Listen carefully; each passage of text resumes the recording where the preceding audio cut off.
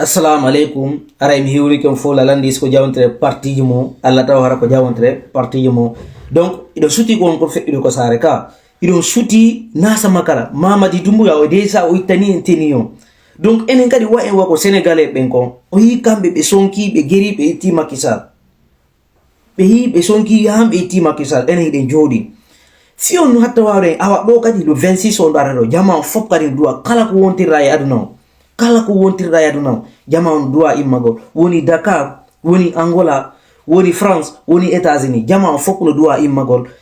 wada embouteillage mola nangil fi gente militaire no ura yesmen o yibe alini cérémonie mabbe on bascot e nganda ko fion be alini lari dum non donc wakilo de moja o yi Mamadi Doumbouya o titeni makko o pourtant o arno wudi yesu Guinée fop Guinée no duwa hebugol bernde musuno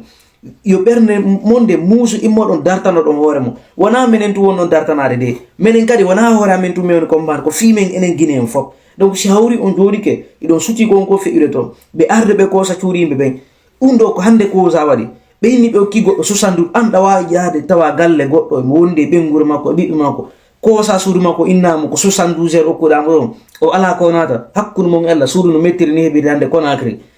yaltina da e galle ma ida wonde be ngure ma konto benno fo natata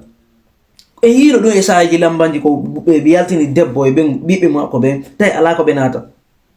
dum non wade galle dum wade e sare dum wade take sharia no wi sa yaltina goddo suudu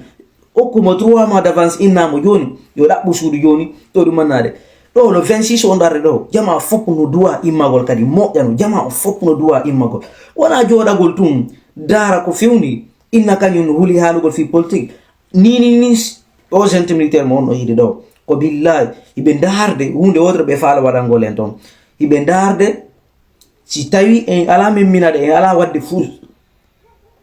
des programmes non fino be organiser élection yini o présente au candidat mais sa yi Mamadi Doumbouya mo o fermi hunde ko makko ala halde fous himo hediti dargol dum si Guinée fop révolte naymo immano mo de wotere wono ko Macky Sall immanano ko après non o yalto ya non o mo intina o jonita lamu ko be si tay tun ende i si ende i en jokki haali en ko billahi o aro e to présente au candidat une solution et puis kadi be wari kadi élection be organiser élection kadi ko kanji militaire kadi yete voter ko der ton kadi be suboto ko humbo gani ko der ton ko o yibe halde fi projet simandu 2040 ka be na yimbe duwa be teddinede ni kongol mum o ayi o yini ke ni lui ni aucun membre du CNRD ni aucun membre du CND ne sera candidat yo jama on fop démission ko der parti mabbe